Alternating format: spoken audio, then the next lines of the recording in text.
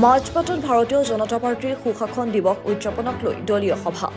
ওদালগুৰি জিলাৰ মাজবাটত ভাৰতীয় জনতা পাৰ্টীৰ সুশাসন দিৱস উদযাপনক লৈ দলীয় সভা অনুষ্ঠিত হয়।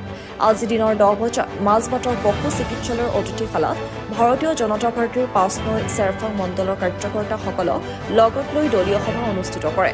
সভাত অহা 25 ডিচেম্বৰত সুশাসন দিৱস আৰু 31 ডিচেম্বৰত 108 সংখ্যক প্ৰধানমন্ত্ৰী নৰেন্দ্ৰ মোদীৰ মন কী বাত অনুষ্ঠান 39 নং 5 নং চেৰফাং সমষ্টিত অনুষ্ঠিত কৰিবলৈ জোৰদাৰ প্ৰস্তুতি চলাই আছে।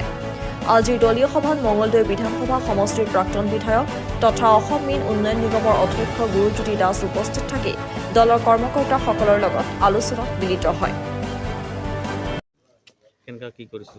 ভাৰতীয় জনতা পাৰ্টি মাজবাট সমষ্টি 5 নং চেৰফাঙৰ আমাৰ যি বুথ শক্তি কেন্দ্ৰ আছে, এই শক্তি কেন্দ্ৰৰ প্ৰমুখসকলৰ লগত আমাৰ মণ্ডলৰ সভাপতি MCLA দীপক মোৰ ডাঙৰীয়া আমি এনেকৈ আলোচনা কৰিছোঁ।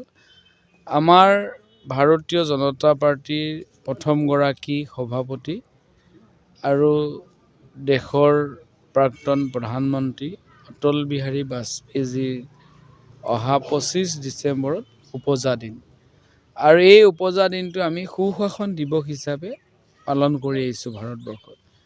আৰু আমাৰ 5 নং চেৰফাঙৰ প্ৰতিটো বুথত এই সুশাসন দিৱস উদযাপন কৰা হ'ব।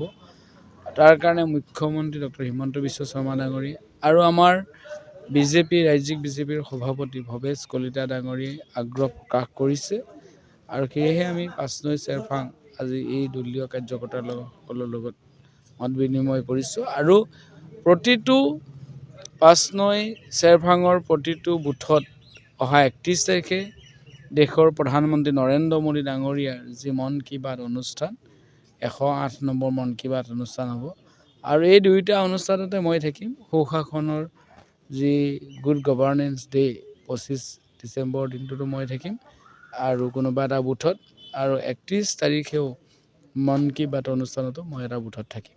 আৰু আমাৰ ইয়াত যিটো 5 নং চেৰফাং বা মাজবাট সমষ্টিত আমাৰ যি সাংগঠনিক ভিত্তি বৰ ধুনীয়া হৈছে, মজবুত হৈছে, আৰু দলীয় কাৰ্যকৰ্তাসকলৰ যি উৎসাহ উদ্দীপনা দেখি ভাল লাগে। সাংসদ ওদালগুৰিৰ পৰা জ্যোতিন নাথৰ ৰিপৰ্ট, অমৃত নিউজ। অমৃত প্ৰবাহ অসমীয়া সাপ্তাহিক কাকতৰ ডিজিটেল সংস্কৰণ অমৃত নিউজ, সত্যৰ সন্ধানত অমৃত নিউজ।